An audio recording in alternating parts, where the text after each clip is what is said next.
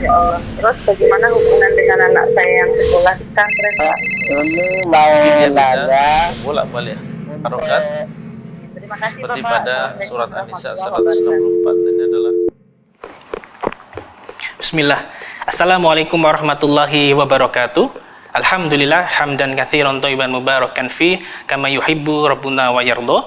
Wassalatu wassalamu ala Rasulillah wa ala alihi wa ashabihi wa man tabi'ahum bi ihsanin ila yaumiddin amma ba'du. Ikuti Islam, azani Allah wa yakum, para pemirsa Fatwa TV dan juga para pendengar radio dimanapun Anda berada. Alhamdulillah, segala puji bagi Allah yang telah mempertemukan kita kembali di program kesayangan kita, live interaktif Jalan Lurus Akidah, dengan pemateri kita, guru kita, Al-Ustadz Dr. Abdullah Roy MA Hafizahullahu Ta'ala, yang dimana beliau adalah salah satu dari anggota Dewan Fatwa Perhimpunan Al-Irsyad. Salawat dan salam semoga tercurahkan kepada suri tauladan kita Nabi Muhammad Sallallahu Alaihi Wasallam beserta para keluarganya, para sahabatnya, juga para pengikutnya yang setia hingga akhir zaman nanti. Ikuti Islam, azan ya Allah wa yakum. Kami informasikan juga kepada Anda untuk live interaktif ini kami direlay oleh beberapa stasiun radio yang tergabung di RTVC, Asosiasi Radio dan Televisi Islam Indonesia. Di antaranya ada Radio Bimbas Yogyakarta, ada Radio Sahabat Tegal, kemudian Radio Suara Madinah Caruban, Radio MDFM Probolinggo, ada Radio Hang FM Batam, kemudian Radio Amuba Pangkal Pinang, Radio Sago FM Sumatera Barat, Radio Gema FM Bontang, Radio Al Hikmah Banyuwangi, ada Radio Albina AM Bekasi, Radio Tua FM Riau, Radio Dai Tengaran, dan Radio Mas FM Seragen. Terima kasih, kami ucapkan jazakumullahu khairan. Dan alhamdulillah telah terhubung bersama guru kita, Al-Ustadz Dr. Abdullah Roy MA Hafizahullahu Ta'ala, langsung dari kediaman beliau di Pandeglang, Banten. Dan kita sapa beliau. Assalamualaikum warahmatullahi wabarakatuh, Ustadz. Waalaikumsalam warahmatullahi wabarakatuh. Ahlan. Alhamdulillah, Ustadz. Bagaimana kabarnya, Ustadz? Alhamdulillah, bikhair. Alhamdulillah kita baik-baik. Gimana antum dan teman-teman? Alhamdulillah kami di sini sehat, Ustadz. Alhamdulillah. Kami ucapkan terima kasih kepada Ustadz yang telah meluangkan waktunya di kesempatan kali ini, Ustadz. Barakallahu fikum. Dan sebagaimana biasanya, Ustadz, di kesempatan kali ini kami meminta sedikit nasihat pembuka, Ustadz. Tafadhal maskurah ya, Ustadz. Nah. Bismillahirrahmanirrahim. Alhamdulillah Rabbil alamin. Wabihi nasta'inu ala umuri dunya waddin. Wa sallallahu ala nabiyyina Muhammadin wa ala alihi wa ashabihi wa tabi'ina lahum bi ihsanin ila yaumiddin wa sallama tasliman katsiran amma ba'd. Alhamdulillah, kita senantiasa bersyukur dan memuji Allah Subhanahu wa taala yang sampai sekarang dan sampai detik ini Allah Subhanahu wa taala masih memberikan taufik dan hidayahnya kepada kita dalam menetapi Islam dan juga iman dan menambah amal soleh kita. Dan termasuk di antaranya adalah amal soleh yang baru saja sebagian besar dari kita melakukannya di hari ini, yaitu berpuasa di hari Ashura yang disebutkan oleh Nabi SAW di dalam hadis yang sahih, ahtasibu 'ala Allah ayyukaffira as-sanatal madiyah. Aku berharap kepada Allah Subhanahu wa taala semoga puasa yang dilakukan oleh seseorang pada tanggal 10 Muharram di hari Ashura ini menjadi sebab dihapuskannya dosa yang dilakukan oleh orang tersebut setahun yang telah lalu.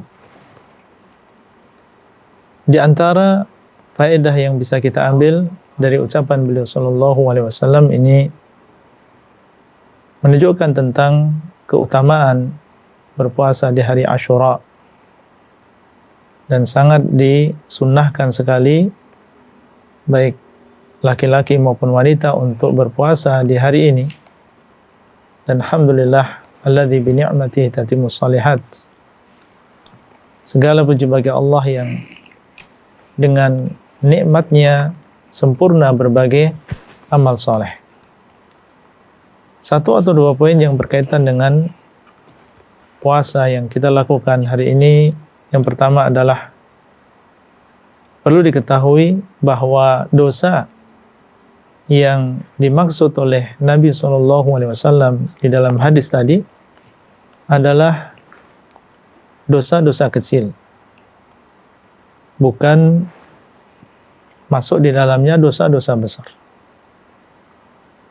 Ini adalah pendapat jumhur, mayoritas ulama, bahwa dosa-dosa yang terhapus dengan amal soleh, seperti dosa yang dihapus karena melakukan sholat 5 waktu, atau dosa yang terhapus karena melakukan wudu, dosa yang terhapus karena melakukan sholat malam di bulan Ramadan karena iman dan juga mengharap pahala dari Allah dan seterusnya, itu semua adalah maksudnya adalah untuk dosa-dosa kecil. Adapun dosa-dosa besar atau dinamakan dengan kabair, maka dihapus dengan melakukan taubat nasuha yang disebutkan oleh Allah Azza wa Jalla, ya ayyuhalladzina amanu tubu ilallahi taubatan nasuha. Wahai orang-orang yang beriman, hendaklah kalian bertaubat kepada Allah dengan taubat yang nasuha. Maka ini perlu menjadi perhatian bagi kita. Jangan kita merasa aman karena kita sudah berpuasa di hari ini, kemudian kita ingat kemarin-kemarin melakukan dosa besar dan kita mencukupkan diri dengan berpuasa di hari ini dan menyangka bahwasanya dosa besar tadi terhapus dengan berpuasa pada tanggal 10 Muharram. Sekali lagi, dosa yang dimaksud adalah dosa-dosa yang kecil.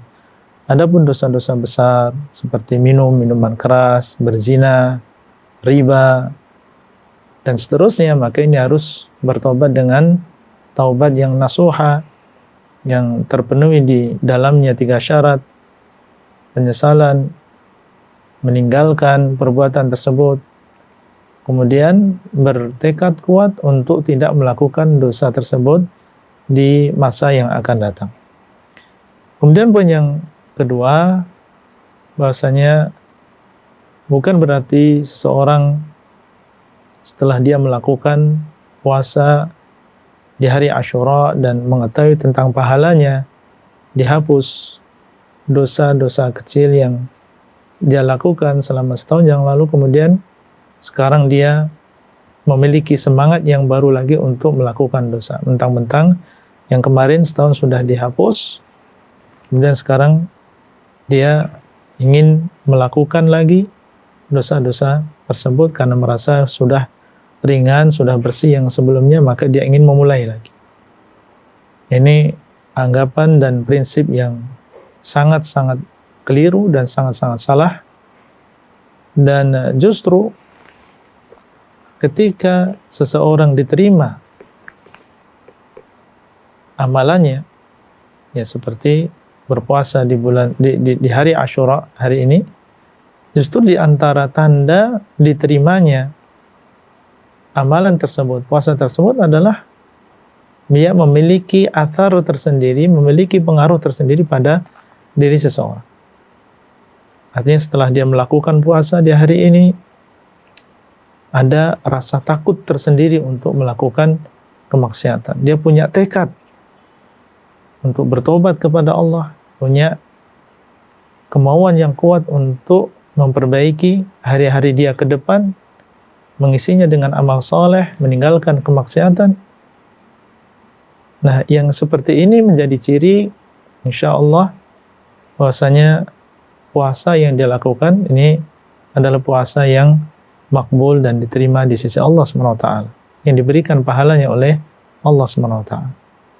Tapi kalau seseorang setelah melakukan puasa di hari ini, justru yang ada adalah semangat untuk melakukan berbagai kemaksiatan lagi karena merasa mendapatkan pahala yang besar karena berpuasa di hari Asyura, maka hendaklah orang yang demikian mengintrospeksi dirinya sendiri dan memuhasabah dirinya sendiri, apakah puasa yang kemarin atau hari ini dia lakukan sudah benar secara niat, secara adab, ini kesalahan tentunya pada diri kita masing-masing yang tidak memperhatikan tentang adab-adab puasa, baik yang berkaitan dengan niat maupun yang lain.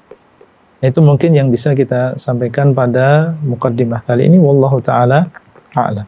Nah, Ustaz, barakallahu fikum wa jazakallahu khairan atas nasihat yang sangat bermanfaat sekali. Demikian Islam azani Allah wa yakum.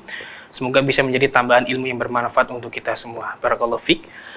Islam azani Allah wa yakum, kami mengajak Anda untuk berpartisipasi. Silakan jika Anda ingin mengajukan pertanyaan kepada Ustadz, Anda bisa menghubungi layanan telepon kami di 021 21232333 dan nomor telepon tersebut tertera di layar kaca Anda saat ini. Nah, silakan, semoga Allah mudahkan. Dan pada Ustadz, mohon izin bisa langsung kita bacakan pertanyaan yang sudah masuk di redaksi, Ustadz. Ya. Fadhal. Kita bacakan pertanyaan dari Irfan Fernando di Padang, Sumatera Barat. Assalamualaikum Ustadz, barakallahu fiik. Izin bertanya, jika ada tetangga meninggal yang kita ketahui sehari-harinya dia tidak sholat ke masjid, apakah perlu kita cari tahu dia mengerjakan sholat atau tidak terkait adanya larangan menyolatkan orang yang tidak sholat? Mohon penjelasannya, jazakallahu khairan. Ya. Para ulama telah berselisih pendapat tentang hukum melakukan sholat berjamaah di masjid. Ada di antara mereka yang mengatakan wajib, bahkan ada di antara mereka yang lebih keras lagi, bahwasanya tidak sah sholat orang yang dia memiliki kemampuan, kesehatan, dan mampu untuk pergi ke masjid, kemudian dia lebih memilih sholat di rumahnya. Ada yang mengatakan sampai tidak sah, meskipun pendapat ini bukan pendapat yang kuat. Ada yang mengatakan lagi hukumnya adalah sunnah yang muakkadah, sunnah yang sangat-sangat dikuatkan. Kalau kita mengetahui yang demikian, seandainya ada tetangga kita atau saudara kita yang dia tidak ke masjid, dan kita tidak melihat beliau sholat di masjid, maka tentunya kita mendahulukan husnudzan kita, beliau sholat di rumah, karena misalnya beliau seorang muslim yang melaksanakan kewajiban sebagai seorang muslim, melakukan sholat di rumahnya meskipun beliau tidak sholat berjamaah bersama kita di masjid. Dan kalau demikian, seandainya meninggal dunia, ya, dan kita mengetahui adanya khilaf, perbedaan pendapat di antara ulama, dan asal dari seorang muslim adalah dia melakukan sholat meskipun dia tidak melakukannya bersama kita di masjid, maka seandainya dia meninggal dunia, ya kita sholatkan. Kita sholatkan beliau, karena ini adalah fardu kifayah, harus ada di antara kita yang menyolatkan, dan tidak perlu seseorang mencari-cari, bertanya-tanya, karena orang yang meninggal tersebut tidak pernah kelihatan sholat di masjid, kemudian mencari-cari apakah dia sholat atau tidak, bertanya apakah dia sholat atau tidak. Asalnya dia adalah seorang muslim yang melakukan sholat meskipun dia tidak sholat bersama kita di masjid. Dan apa yang disampaikan oleh penulis tadi, penanya tadi, ya memang benar. Kalau memang nyata dan terbukti orang tersebut tidak sholat, semuanya tahu bahwasanya dia tidak sholat meskipun dia mengaku sebagai seorang muslim. Bagaimana seandainya dia meninggal dunia dan sama sekali dia tidak melakukan sholat? Kita tidak menyolatkan dia, karena orang yang meninggalkan sholat sama sekali, sebagaimana ucapan Nabi SAW, al-ahdu alladhi bainana wa bainahumus shalah, faman tarakaha faqad kafar. Perjanjian antara kita dengan mereka adalah sholat, maka barang siapa yang meninggalkan sholat, sungguh dia telah keluar dari agama Islam. Dan orang yang keluar dari agama Islam seperti orang kafir yang bukan orang Islam. Kita tidak menyolatkan mereka. Wallahu ta'ala a'lam. Nah, Tapi Ustaz, Masya Allah, Barakallahu Fikum wa jazakallahu khairan atas jawaban dan penjelasannya. Demikian yang bertanya, semoga bisa difahami. Dan kita bacakan pertanyaan berikutnya Ustaz. Dari Abu Abdillah di Pekanbaru, Riau. Assalamualaikum Ustaz. Ahsanallahu ilaikum. Ana selalu merasa was-was. Apakah Ana melakukan perbuatan yang dapat menyebabkan kemurtadan atau tidak? Apakah tadi Ana buat syirik atau tidak? Soalnya Ana takut bila tiba-tiba Ana mati, sedangkan Ana pernah melakukan perbuatan murtad atau syirik. Bagaimana solusinya Ustadz? Jazakallahu khairan. ya. Di dalam Al-Quran, di dalam surat An-Nas, Allah SWT mengabarkan bahwasanya mereka ini, ya, jin, ya, memberikan was-was pada diri manusia. Min syarril waswasil khannas. Dan dari kejelekan yang memberikan was-was, yang sangat memberikan was-was dan sering memberikan was-was. Apa yang terjadi pada diri penanya dan yang semisalnya, ini semua adalah termasuk usaha syaitan. Usaha syaitan dan upaya syaitan untuk mengganggu kita di dalam agama kita. Ingin menjauhkan kita dari Allah, menjauhkan kita dari agama Allah. Di antaranya adalah dengan memberikan was-was. Dia datang, kemudian memberikan was-was dan menancapkan keraguan di dalam hati kita, sehingga sedikit-sedikit kita merasa ragu, bahkan ya keraguan apakah kita ini masih sebagai seorang muslim atau bukan muslim. Yang perlu kita pahami di sini, pertama, kita patut bergembira sebelumnya karena yang seperti ini justru menjadi tanda di dalam hati kita ini masih ada kebaikan. Masih ada kebaikan di dalam diri kita. Bagaimana bisa demikian? Iya. Karena ketika di dalam diri kita ini masih ada keimanan, masih ada kebaikan, maka itulah yang diincar dan dicari oleh syaitan. Dia berusaha untuk memberikan was-was dan keraguan di dalam hati yang masih ada keimanan.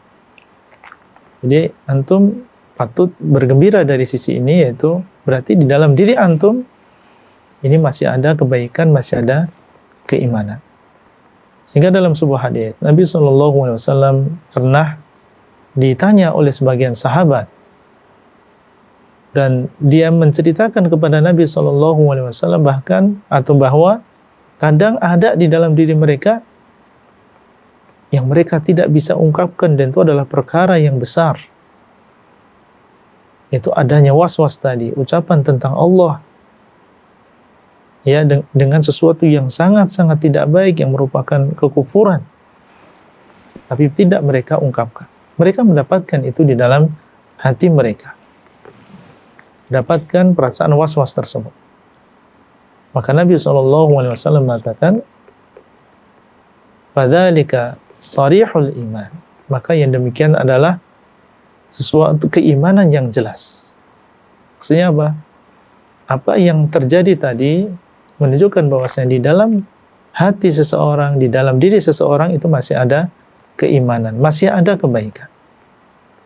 Maka dari sisi ini antum sekali lagi patut ya bersyukur kepada Allah, berarti sebenarnya masih ada keimanan dan kebaikan di dalam diri kita. Kemudian yang kedua, bagaimana cara kita untuk menghindari itu semuanya? Di antaranya adalah dengan memohon perlindungan kepada Allah. Memohon perlindungan kepada Allah dari godaan syaitan yang memberikan was-was tadi. Kita tidak melihat, tapi Allah SWT dialah yang melihat tingkah laku dan gerak-gerik dan upaya syaitan tadi. Tidak ada jalan lain bagi kita kecuali kita meminta perlindungan kepada Allah dengan mengatakan a'udzubillahi minasyaitonir rajim. Aku berlindung kepada Allah dari godaan syaitan yang terkutuk. Dan dalam sebuah ayat Allah mengatakan wa imma yanzaghannaka minasyaitani nazghun fasta'idz billah innahu huwas samiul alim. Dan apabila ada bisikan dari syaitan, maka hendaklah engkau meminta perlindungan kepada Allah. Karena sungguhnya Allah SWT dialah yang maha mendengar lagi maha mengetahui. Itu yang pertama. Kemudian yang kedua, jangan kita pedulikan bisikan tadi. Jangan kita ikuti bisikan tadi. Ketika dia membisiki, memberikan was-was, menancapkan di dalam diri kita keraguan, maka jangan kita pedulikan was-was tadi. Kita tahu bahwasanya kita beriman kepada Allah. Ya, kita mengetahui ya di dalam diri kita percaya kepada Allah. Kita percaya kepada Rasulullah SAW. Kita yakin dengan adanya hari akhir. Maka jangan kita pedulikan setelah itu was-was dan juga keraguan yang dibawakan oleh syaitan. Kita yakin kita masih dalam keadaan beriman. Amanna billah. Kami beriman kepada Allah. Ya, jadi dengan dua cara tadi, itu dengan berlindung kepada Allah dari godaan syaitan yang terkutuk. Kemudian ya dengan kita tidak memperdulikan was-was dan juga bisikan tadi, maka biidznillah penyakit was-was tadi insya Allah akan dihilangkan oleh Allah SWT. Di samping itu mungkin bisa ditambah yang ketiga adalah mendalami ilmu agama.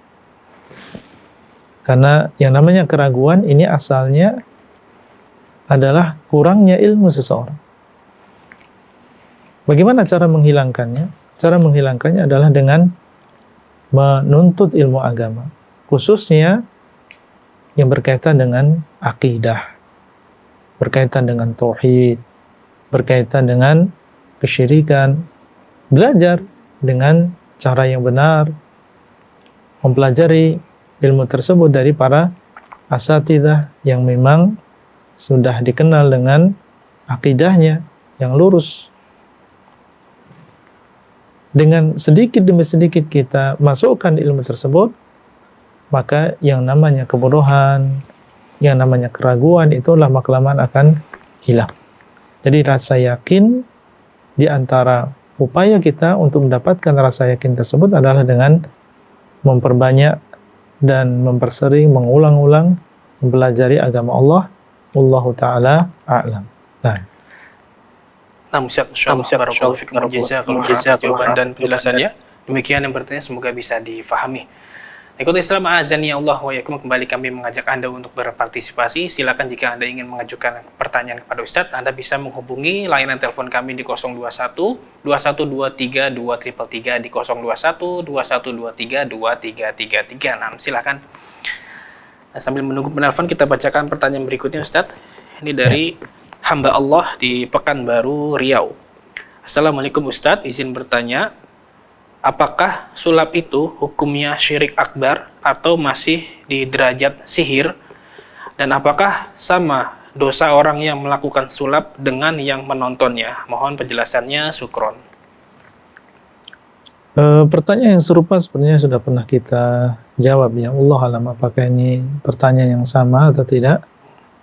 Sudah pernah kita jelaskan bahwasanya sulap ini ada berbagai macam. Ada di antaranya yang menggunakan sihir. Ia bekerja sama dengan syaitan. Tentunya yang demikian pelakunya ini keluar dari agama Islam, karena tidak mungkin syaitan membantu dia untuk bisa terbang, bisa berjalan di atas air, atau dipendam misalnya di dalam tanah dan seterusnya, kecuali dengan apabila pesulap tersebut melakukan sesuatu yang merupakan kekufuran, yang mengeluarkan seseorang dari agama Islam. Dan jenis yang seperti ini tentunya adalah sebuah kekufuran, dan tukang sulapnya dikhawatirkan dia keluar dari agama Islam karena dia hakikatnya adalah orang yang melakukan sihir. Banyak ayat yang banyak dalil yang menunjukkan bahwasanya sihir ini adalah sebuah kekufuran. Ya, sebagaimana firman Allah Azza wa Jalla, "Wattaba'u ma tatlu syayatinu 'ala mulki Sulaiman wa ma kafara Sulaiman walakinna asy-syayatina kafaru yu'allimuna an-nasa as-sihra." Dan mereka mengikuti apa yang dibacakan oleh syaitan di zaman kerajaan Sulaiman, dan tidaklah Sulaiman melakukan kekufuran, akan tetapi syaitan merekalah yang kufur. Dan kekufuran yang dimaksud di sini adalah sihir, mempelajari sihir, mengajarkan sihir, maka ini semua adalah termasuk bentuk kekufuran. Apalagi mengamalkan, yang sebagaimana tadi kita sebutkan bahwa sihir ini ada bentuk meminta pertolongan kepada jin, kepada syaitan. Kemudian di sana ada sulap yang sifatnya tidak sampai kepada sihir, tidak sampai kepada meminta bantuan kepada syaitan. Sulap yang berwujud kecepatan tangan, ya, kecepatan tangan. Maka ini tentunya hukumnya berbeda dengan yang pertama tadi. Tidak bisa kita katakan itu adalah kekufuran atau kesyirikan. Dan di sana ada sulap yang bentuknya adalah ya seperti tipuan, ya, bukan hanya kecepatan tangan saja, tapi menipu manusia. Ya, menipu manusia. Ada cara-cara tertentu ya yang mereka gunakan untuk menipu manusia, seakan-akan terbelah padahal tidak demikian. Nah, ini tentunya berbeda yang kedua dan ketiga dengan yang pertama. Yang termasuk kekufuran, kesyirikan adalah yang pertama tadi, karena di sana ada meminta pertolongan, meminta bantuan kepada jin. Minimal para pemirsa sekalian dimuliakan oleh Allah Azza wa Jalla, orang yang melihat acara-acara seperti itu, dia telah menyia-nyiakan waktunya yang sangat berharga. Menyia-nyiakan waktunya yang sangat berharga. Dan Allah SWT mengatakan, "Wal 'asri innal insana lafi khusr illa alladhina amanu wa 'amilus shalihat wa tawasaw bil haqqi wa tawasaw bis sabr." Demi masa, demi waktu, sesungguhnya manusia itu dalam kerugian, kecuali orang-orang yang beriman dan beramal saleh dan saling berwasiat dengan kebenaran dan saling berwasiat dengan kesabaran. Rugi orang yang menonton acara tersebut. Dan kalau maksudnya adalah ingin menghibur diri, maka di sana ada tontonan-tontonan yang lain yang lebih bermanfaat, yang bisa menghilangkan kepenatan pada diri seseorang,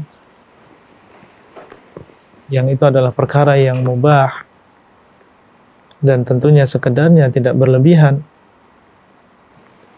Seorang harus menyadari bahwasanya hidup dia di dunia ini adalah sangat-sangat terbatas, dan ajal seseorang itu tidak kita ketahui. Mungkin seseorang meninggal dunia 1 hari lagi atau bahkan kurang daripada itu, sementara dia tidak memiliki persiapan yang cukup dan bekal yang cukup menuju Allah SWT. Sehingga seharusnya seorang muslim yang dia beriman kepada Allah dan dia yakin bahwa dia akan kembali kepada Allah, dan bahwasanya di sana akan ada hisab, dan bahwasanya di antara yang akan ditanya adalah tentang umur. Fima afnah. Ditanya tentang umur, untuk apa dia gunakan. Orang yang demikian keadaannya harusnya dia bisa memanfaatkan waktu ini dengan sebaik-baiknya. Apalagi tadi kita sebutkan bahwasanya di sana ada jenis sulap yang sampai kepada sihir. Jangan sampai ini menjadi sesuatu yang dicandu, dan kalau dia nggak nonton sulap tersebut maka dia akan merasa ada kekurangan. Ini berbahaya yang demikian. Awalnya adalah menonton dan suka menonton pertunjukan-pertunjukan tersebut, kemudian akhirnya menjadi sesuatu yang ya biasa, padahal itu adalah termasuk ya di balik itu semua ada kekufuran dan kesyirikan kepada Allah. Wallahu taala a'lam. Nah, Ustaz, barakallahu fikum atas jawaban dan penjelasannya. Demikian yang bertanya, semoga bisa difahami. Dan kita berikan kesempatan kepada penelpon yang bertanya. Assalamualaikum Fatwa TV. Waalaikumsalam warahmatullahi wabarakatuh. Iya, dengan Bapak Edi di Bengkulu. Silakan Bapak. Ya, ini mau tanya tentang penyembelihan di Keramat itu, Pak. penyembelihan Dasar hewan kan, sejenis kambing di Keramat itu kan, itu syirik besar atau syirik kecil itu? penyembelihan di mana Pak? Kurang jelas suaranya. Di Keramat. Keramat itu gimana? Keramat ya Pak ya, Pak Edi? Ya, di Keramat. Ya. Maksudnya di tempat keramat gitu ya? Ya, di tempat Keramat. Baik. Itu ada rutinitas setiap tahun itu kan, makan bubur itu nah. Makan bubur setiap tahun. Kalau tidak dilaksanakan akan sakit. Gitu. Baik, cukup Bapak Edi pertanyaannya? Jadi gitu. Ya, cuma itu aja ya. Iya, baik. Terima kasih Bapak Edi, mohon ditunggu jawabannya. Ya. Baik. Ya, silakan. Bapak Edi dan juga para pemirsa Fatwa TV dimanapun antum berada, menyembelih ini adalah termasuk ibadah. Sebagaimana firman Allah Azza wa Jalla, "Washalli li rabbika wanhar." Maka salatlah untuk Rabbmu dan menyembelihlah untuk Rabbmu. Dan Allah mengatakan, "Qul inna salati wa nusuki wa mahyaya wa mamati lillahi rabbil alamin. La syarikalah wa bidzalika umirtu wa ana awwalul muslimin." Katakanlah, sesungguhnya salatku, sembelihanku, hidup dan juga matiku ini adalah untuk Allah Rabbul Alamin. Menunjukkan bahwasanya menyembelih ini adalah termasuk ibadah untuk Allah, lillahi Rabbil Alamin saja. Dan kita sudah berjanji berulang kali dalam sholat kita, iyyaka na'budu wa iyyaka nasta'in, hanya kepadamu lah ya Allah kami beribadah.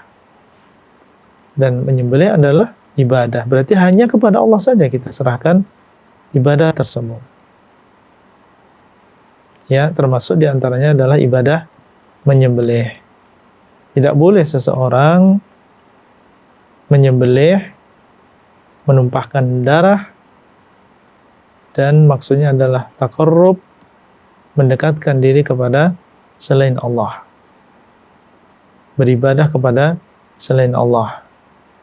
Barang siapa yang melakukannya, maka dia telah terjerumus ke dalam syirik yang besar. Dia telah terjerumus ke dalam syirik yang besar. Syirik yang besar ini mengeluarkan seseorang dari agama Islam, membatalkan seluruh amal ibadah yang dilakukan sebelumnya. Kalau dia tidak bertobat kepada Allah dan meninggal dunia dalam keadaan dia membawa syirik yang besar ini, maka Allah SWT tidak akan mengampuni dosanya dan mengharamkan atasnya surga dan mengekalkan dia di dalam neraka. Kalau memang adat tersebut, kebiasaan tersebut sudah terjadi dan dilakukan oleh masyarakat selama bertahun-tahun, dan mungkin termasuk diantaranya adalah kita, ya mungkin iuran dan mengumpulkan uang untuk membeli seekor hewan, kemudian disembelih dan dipersembahkan untuk yang menunggu, misalnya menunggu sungai, atau yang menunggu gunung, atau yang menunggu laut, dan maksudnya intinya semuanya adalah jin yang mereka tinggal di tempat-tempat tersebut. Maka kita mulai dari diri kita sendiri.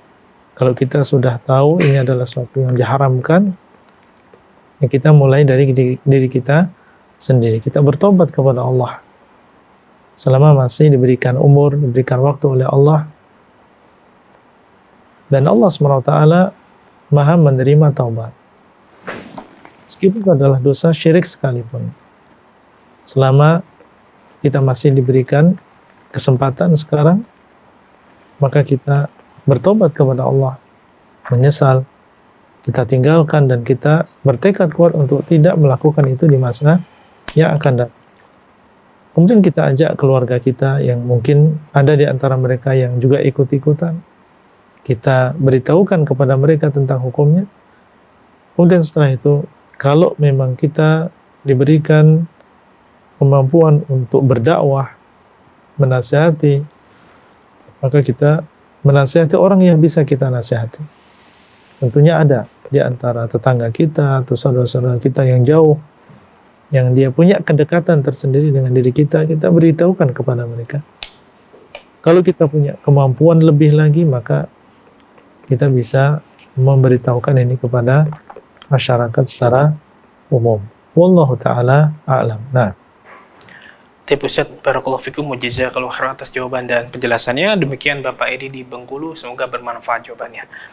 Nah, kita bacakan pertanyaan kembali dari Terasoka Rahmadani di Grobogan, Kabupaten Grobogan, Jawa Tengah.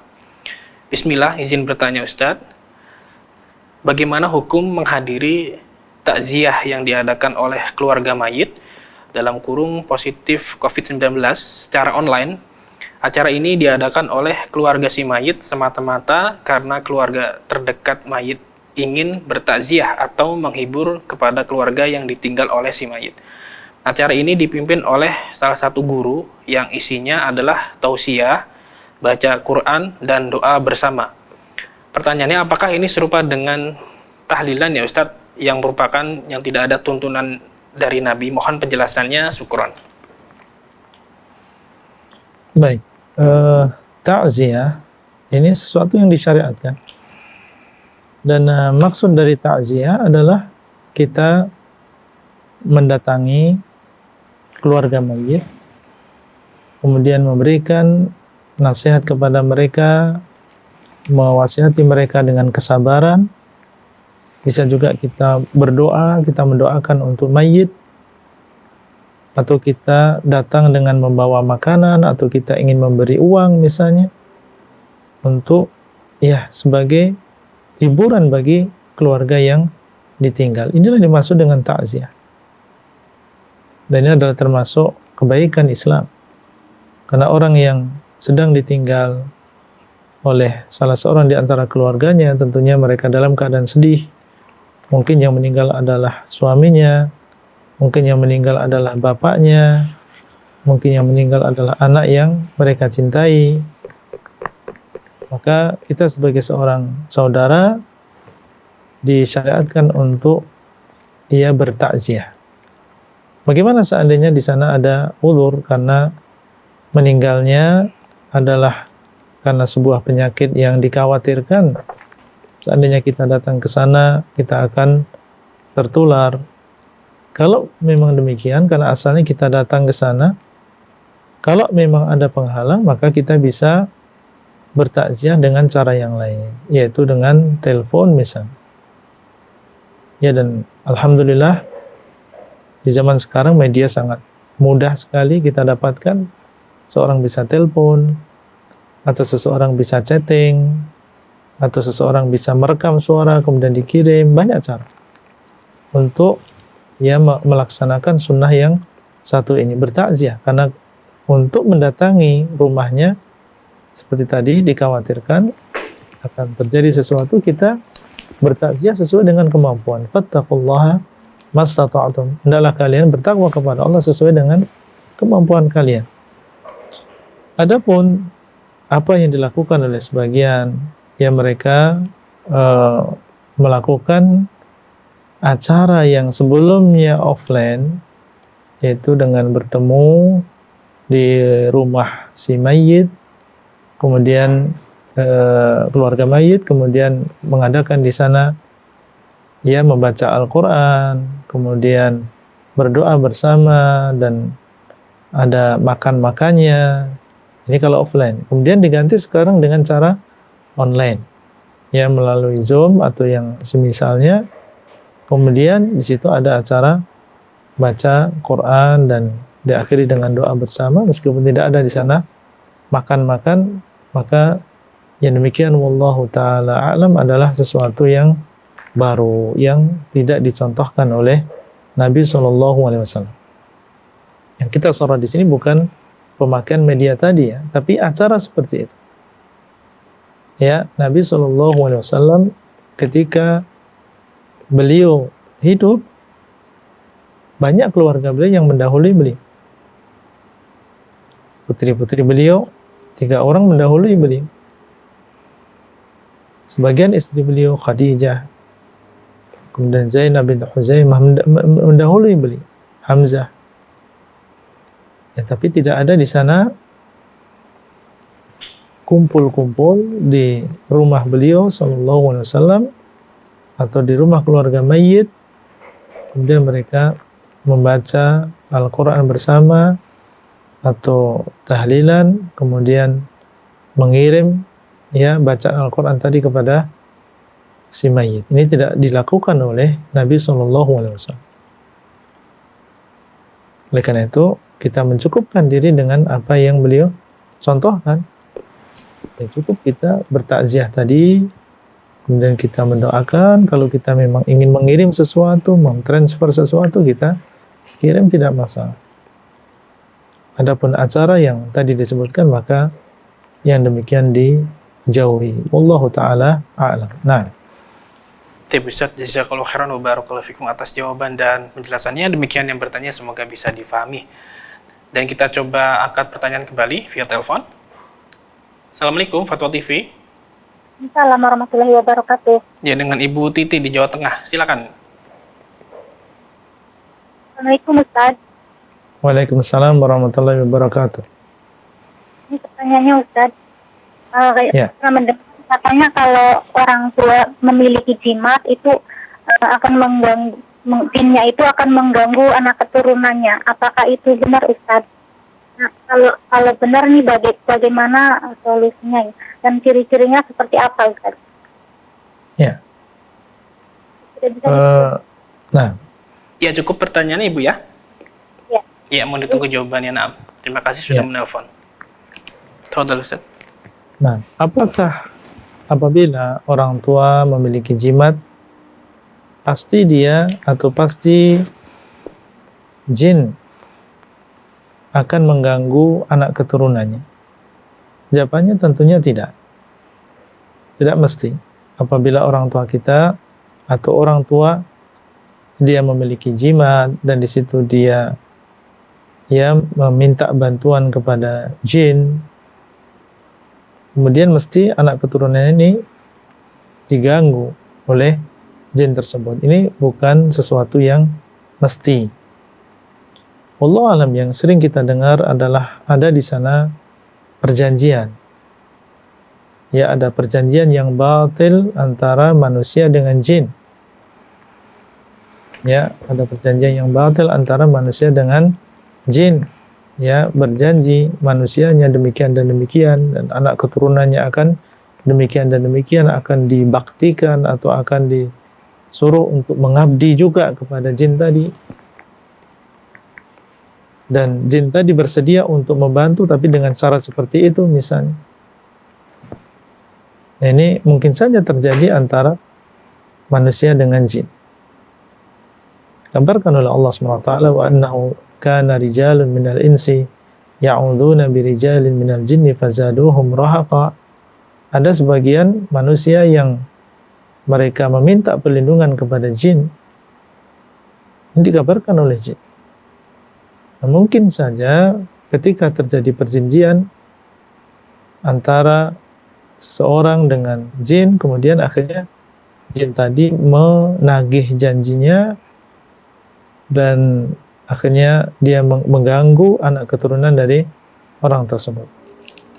Bagaimana seandainya itu terjadi?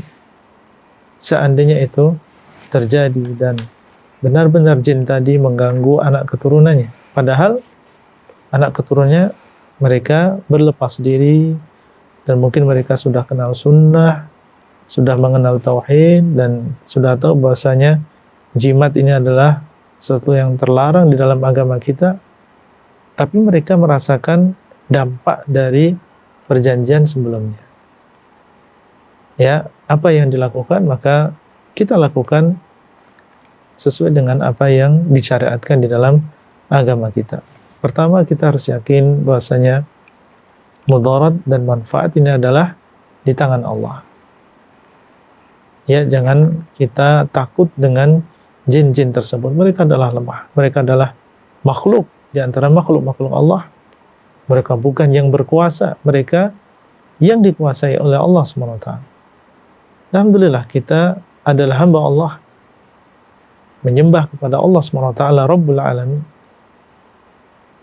Maka kita bertawakal kepada Allah SWT, bergantung kepada Allah, yakin bahwasanya mudarat dan manfaat adalah di sisi Allah.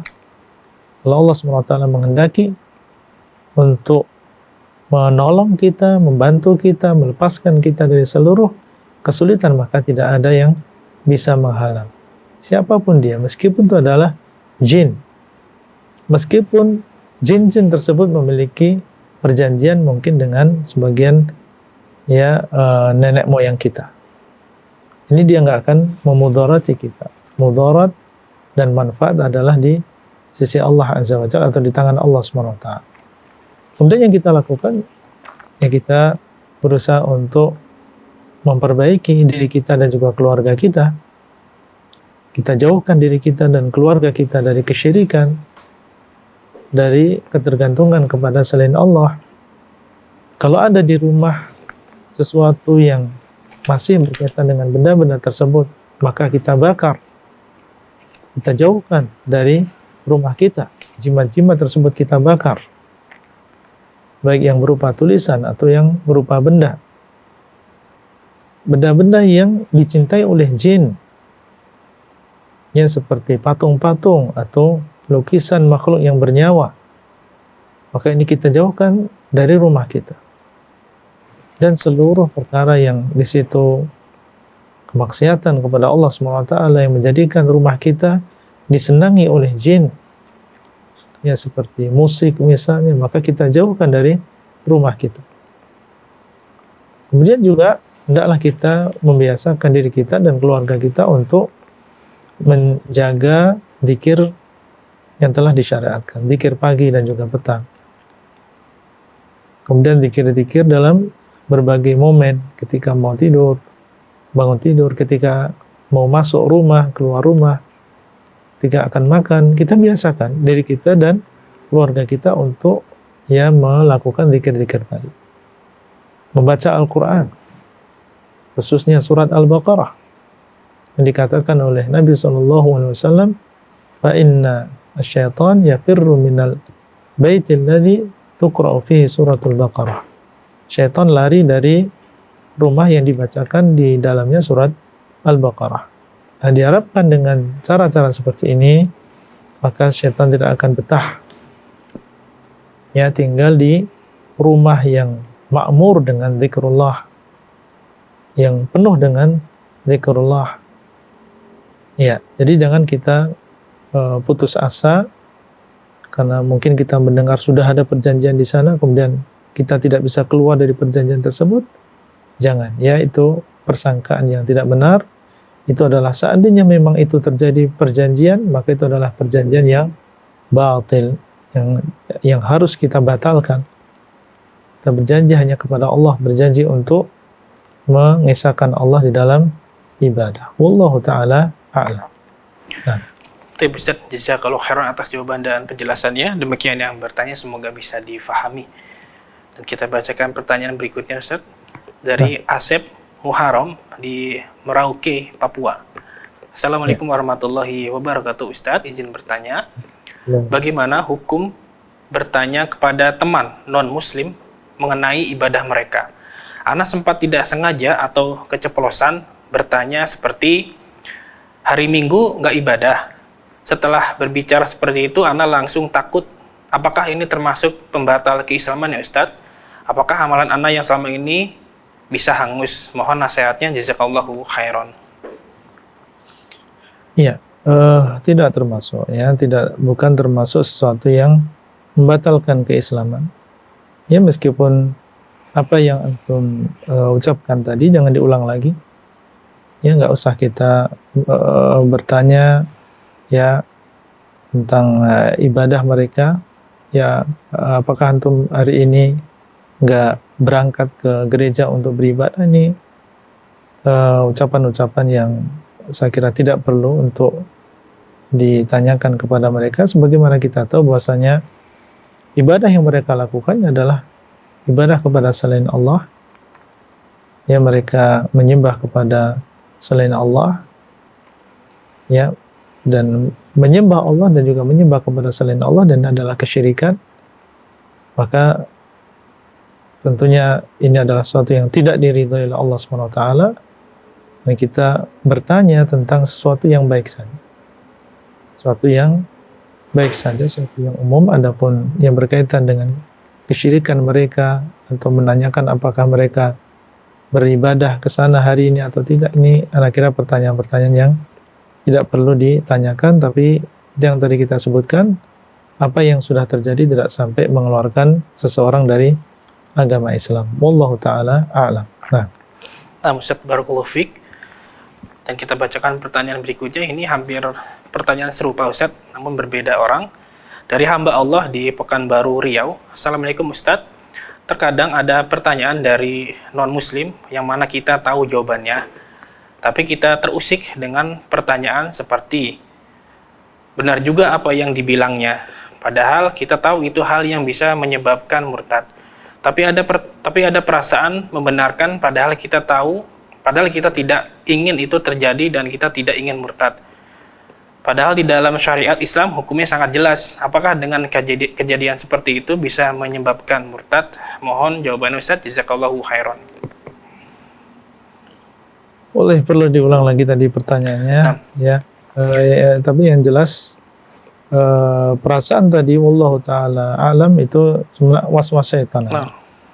Kita udah tahu bahwa agama kita ini adalah agama yang hak dan agama mereka adalah agama yang batil. Terkadang syaitan datang ya memberikan was-was pada diri seseorang, dan itu bukan suara hati kita, itu bukan keyakinan kita, itu adalah was-was dari syaitan. Sebagian orang menyangka itu adalah suara hati kita, itu adalah keyakinan kita, padahal tidak. Itu adalah was-was dari syaitan. Dan caranya seperti yang tadi kita sebutkan, kita berlindung kepada Allah. Ya, berlindung kepada Allah dari godaan syaitan yang terkutuk, dan jangan kita pedulikan kembali was-was tersebut. Terus kita beribadah kepada Allah, beramal soleh. Nah, wallahu a'lam. Nah, Ustaz, jazakallahu khairan wa barakallahu fikum atas jawaban dan penjelasannya. Demikian yang bisa dijawab oleh Ustaz, barakallahu fik. Dan mungkin kita bacakan pertanyaan terakhir di kesempatan kali ini Ustaz. Nah, dari hamba Allah di Semarang, Jawa Tengah. Assalamualaikum Ustaz. Mohon maaf izin bertanya, bagaimana cara kita membujuk orang tua yang berbeda agama dengan anaknya untuk menjadi mu'alaf? Mohon nasihatnya Ustaz, jazakallahu khairan. Di antaranya kita sampaikan dengan cara yang baik, ya, dengan cara yang lemah lembut, meskipun orang tua kita adalah masih statusnya sebagai orang yang kafir, dan kita tunjukkan akhlak kita sebagai seorang muslim yang taat, yang berakhlak yang baik. Kemudian yang kedua, ya, bisa kita sampaikan tentang mahasinul Islam, tentang kebaikan-kebaikan yang ada di dalam agama Islam, tanpa kita di awal menyebutkan tentang kejelekan-kejelekan mereka dan keburukan-keburukan mereka. Kita sampaikan tentang kebaikan yang ada di dalam agama Islam. Bagaimana Islam menghormati ya tetangga, bagaimana Islam bermuamalah dengan wanita, bagaimana penghormatan dan penjagaan Islam terhadap wanita, dan seterusnya. Kita sebutkan mahasinul Islam. Semoga dengan kita menyebutkan kebaikan-kebaikan tersebut, ini menjadi faktor tertariknya orang tua kita untuk masuk ke dalam agama Islam. Wallahu alam, itu secara singkat, dan tidak lupa juga kita berdoa kepada Allah SWT. Semoga Allah SWT membuka hati kedua orang tua kita untuk menerima agama Islam sebagaimana kita terlebih dahulu menerima agama Islam. Dan ini semua tentunya perlu kesabaran. Tidak cukup seseorang dalam mengajak orang tua masuk ke dalam agama Islam seminggu atau 2 minggu. Terkadang seseorang butuh bertahun-tahun untuk mengajak orang lain masuk ke dalam agama Islam. Wallahu ta'ala a'lam. Nah, terima kasih jazakallahu khairan wa barakallahu fikum atas jawaban dan penjelasannya. Demikian yang bertanya, semoga bisa difahami. Dan tersebut adalah pertanyaan terakhir di kesempatan kali ini Ustadz, dan sekaligus mengakhiri perjumpaan kita pada hari ini Ustadz. Terima kasih jazakallahu khairan atas waktu dan ilmunya Ustadz. Semoga Allah Ta'ala senantiasa menjaga Ustadz, tim dan juga keluarga di sana. Amin. Jazakallahu khairan. Kota Islam, azan ya Allah wa yakum, demikian live interaktif pada hari ini. Semoga apa yang disampaikan Ustadz bisa bermanfaat dan kita bisa mengambil faedahnya. Dan kami informasikan juga, bila Anda ingin mengetahui jawaban-jawabannya kembali, Anda bisa buka di website kami di www.dewanfatwa.com. Demikian, kami kurang bertugas mohon undur diri. Terima kasih atas partisipasinya. Mohon maaf bila ada kekurangan, dan mohon maaf atas pertanyaan yang masuk yang belum sempat kami bacakan karena keterbatasan waktu. Dan semoga kita bisa berjumpa di lain kesempatan. Kita tutup. Subhanakallahumma wa bihamdika asyhadu alla ilaha illa anta astaghfiruka wa atubu ilaik. Wassalamualaikum warahmatullahi wabarakatuh. Waalaikumsalam warahmatullahi wabarakatuh. Ya Allah, terus bagaimana hubungan dengan anak saya yang sekolah di pesantren, Pak? Ini mau Dia bisa nanya bolak-balik harokat Terima kasih, seperti Bapak. pada surat An-Nisa 164.